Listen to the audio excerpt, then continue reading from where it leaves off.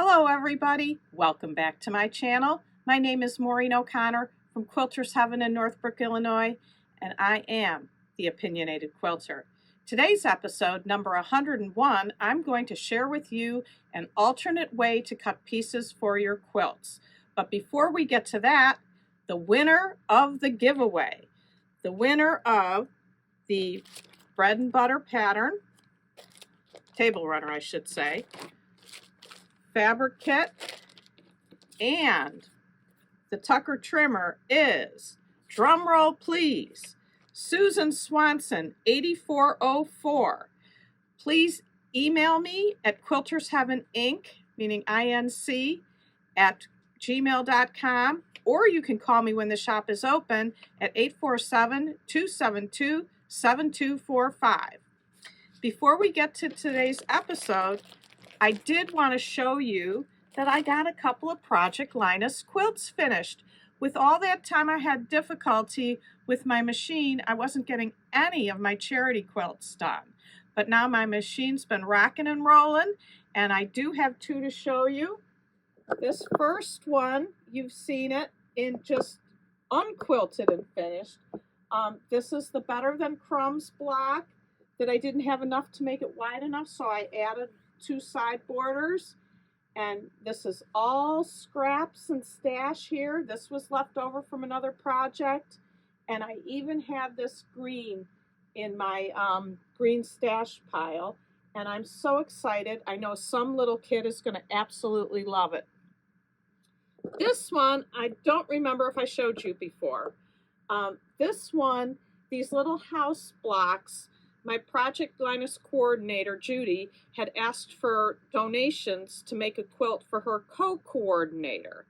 And she got so many in the donations that she made the quilt and gifted it to her co-coordinator, but she had so many blocks left, and she was just kind of sick of them.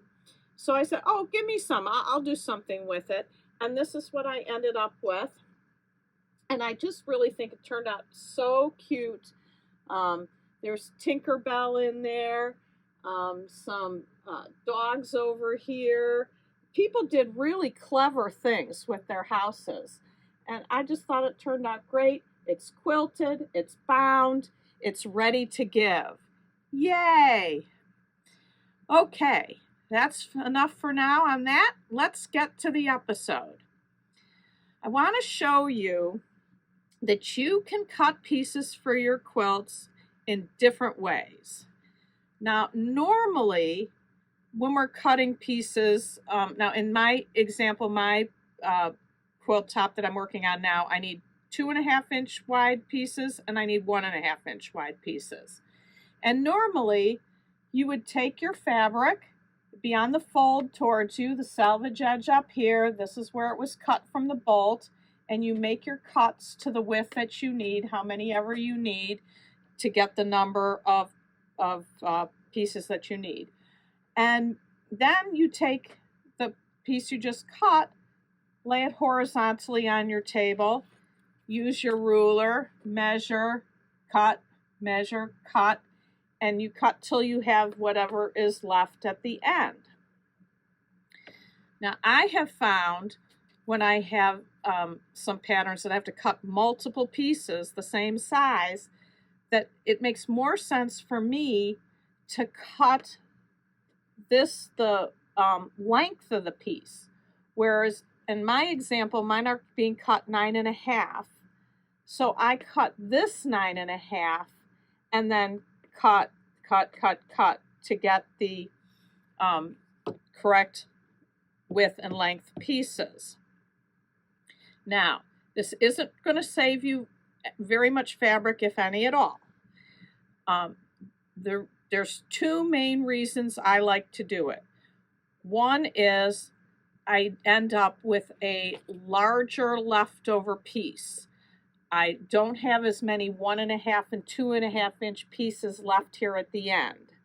And while I love making these quilts with all these kind of little pieces in it, I think I've made 35, 40, 50 maybe of these quilts.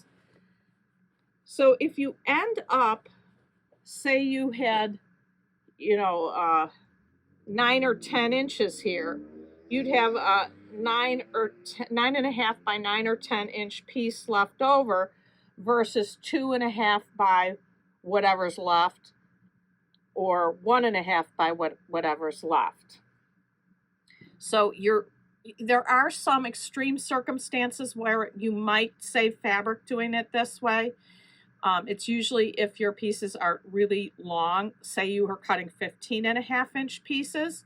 From one width of fabric, you'd only get 2 cuts, because 3 cuts would be over 45 inches and your fabric isn't that wide.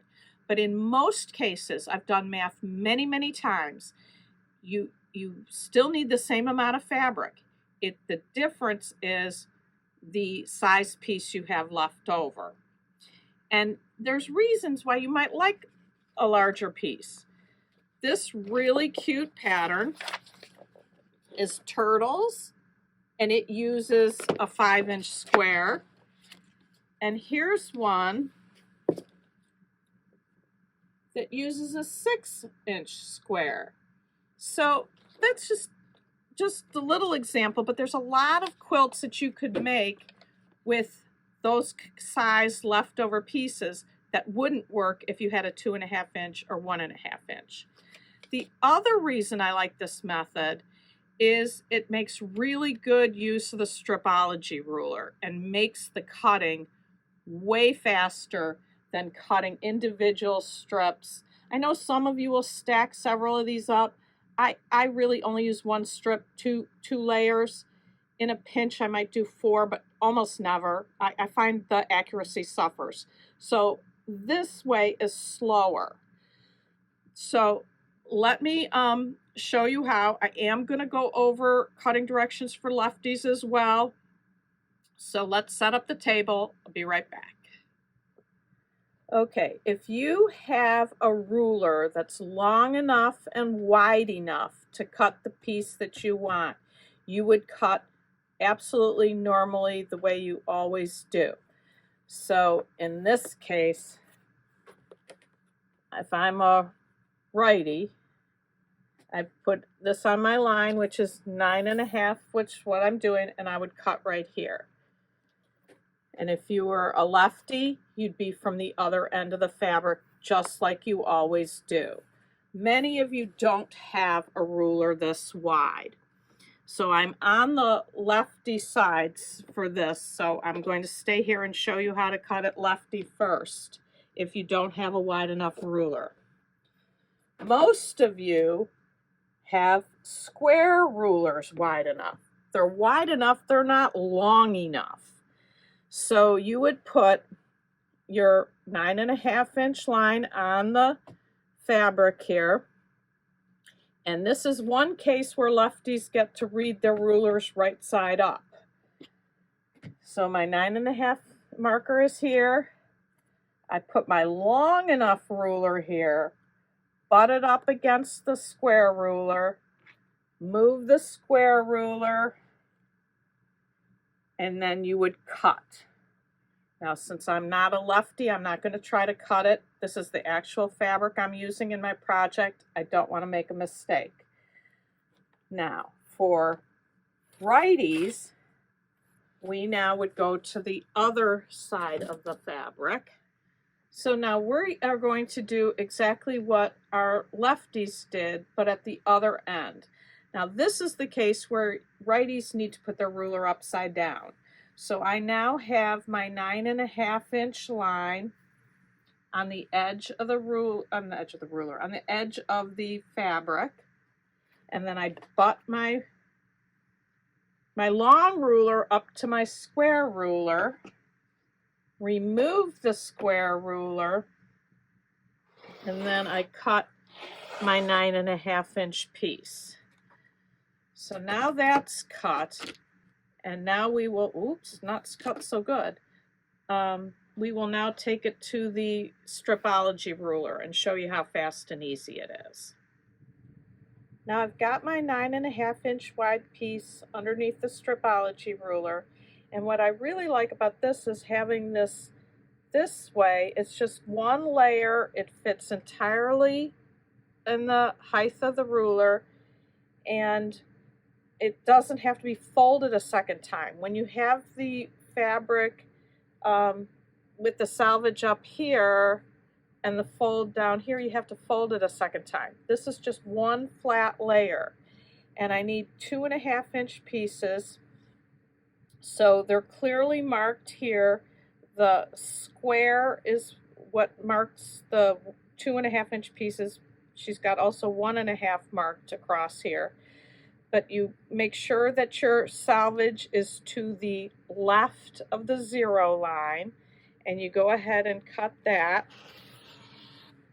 And then you just cut every 2.5 inches. And it just goes across so fast. And I know some people do like to